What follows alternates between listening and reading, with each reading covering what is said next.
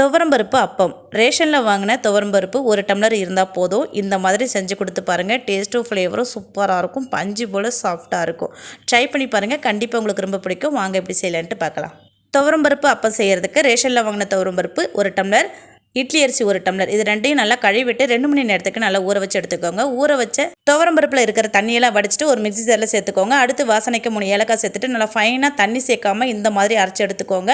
அடுத்து இதோட எந்த டம்ளரால் துவரம்பருப்பு அரிசி அளந்தீங்களோ அதே டம்ளரால் 3/4 டம்ளர் அளவுக்கு வெள்ளம் சேர்த்து தண்ணி எது சேர்க்காம நல்லா ஃபைனாக அரைச்சிட்டு அதை வேற ஒரு பாத்திரத்துக்கு மாற்றி எடுத்துக்கோங்க. அவ்வளோதான். அப்பம் சுடுறதுக்கு இப்போ நமக்கு மாவு ரெடி ஆயிடுச்சு. அடுத்து மிதமான சூட்டில் இருக்கிற எண்ணெயில் ஒவ்வொரு குழிக்கரண்டி மாவாக ஊற்றிட்டு 2 பக்கமும் திருப்பி விட்டு அடுப்பு லோ ஃப்ளேமில் வச்சு அப்பத்தை நல்லா சுட்டெடுத்துக்கோங்க.